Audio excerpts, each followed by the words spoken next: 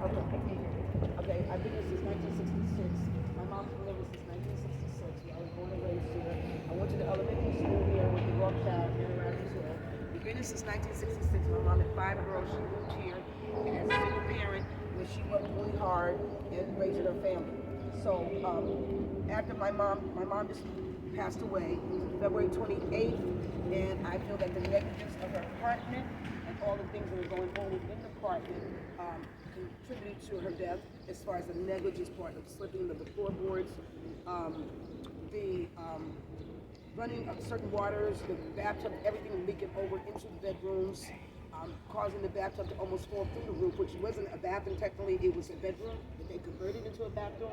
And so that, what it did was, it made the floor come in, cave in. Since the inspectors have been here, we have more than 16 to 17 violations. Lead paint has been done, exposed the ceilings, have several cracks in them from when the Sandy hit. The water just poured over to the spill of the windows. Those things have never been caused permanent damages into the closets, into all the rooms. Lots of cracks in ceilings that were too high for her when she tried to climb and repair certain things herself, which caused her to fall. That was back in 2004, 2015 when she broke her hip. That took her a year and a half of replacement. During the replacement time, what happened was she was unable to work. She used to work just to like to work, and she's a go-getter, and she tried to fix everything and be the landlord in the apartment. And that was unfair as far as I'm concerned. I thought they took advantage of her, they harassed her all the time, having people move over her head, rolling balls over her head. And every time she asks for them to fix something, they don't fix it. They send the super. That ain't right. The super to, he wasn't a repairman. He was just a person that took out the trash or needed somebody to come and take your stuff. That's what he was good at. He wasn't good at repair because he wasn't qualified for the job, let's face it. He's not a construction worker, he's not a plumber, he's definitely not an electrician. A lot of overflow to wires. The wire was really old until, as you know, 60s, 70s, and 80s. Well, back in 1977, my mom was bitten by a dog. My mom went into the building. When she went into the building, the dog grabbed her by the arm in the hallway, dragging her from one side of the building in the lobby to the next. Well, the dog just came out of nowhere, and that caused her permanent damage. The dog grabbed her on her arm and drug her from one side of the arm to the next, up to her chest, and then tried to go to her neck. And it wasn't for the neighbor on the first floor, she would have died. Simple as that. That was in 1977 that happened. I was probably like 10 or 11.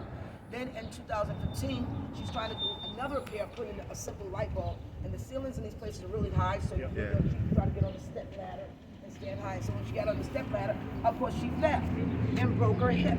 Had to have complete hip replacement, causing the 2 years out of her life of recovery. And after this last fall, when you at a certain age, she was in her 70s then, that takes a long time to heal, which it really never healed. She always remained with a limp afterwards. The arm that she was bitten in was her right arm because she is right-handed, so that prevented her from continuing her work. But she loves her garden. She got a garden, but most of what she liked it to do, she had her own domesticated business. And she took care of soldiers, people in their houses and stuff. And I feel that was totally negligence over the years. Over the years, up until now, from 1970, they've done no repairs. All the repairs they've done was craziness because you don't take a bathroom and put it in the bedroom. And so the tub is literally raining inside of the house. That ain't like right. It was overflowing all over the floor. The night of the funeral, the night before the funeral, I'm putting in buckets out of dirty water.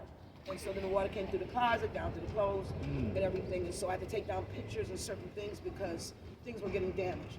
So with that being said, they have holes in the walls. They have mice places that had mice and stuff that was not taken care of. And so she tried to stuff it with herself with glass. She tried to stuff it with some Brillo pad. So when the inspector just came out, he's been coming out several times. Like I said, she has 16 to 20 violations in the place. None of those things have been repaired or taken care of. And the inspectors come out and he promised they will be taken care of, as well as Mayor Adams also reached out to say that any of the landlords who are harassing the tenants and not doing the things they're supposed to do, that they have to repair those things, and he's going to go after them. So that confirms that what they should have been doing, but they have not done. And so he's trying to give them an opportunity to be able to. He's trying to give them the opportunity to, I guess, fix it, and when we're not talking about fixing it, of course, they're being harassing because they never intended to fix any of those things. They only intended just to put her out.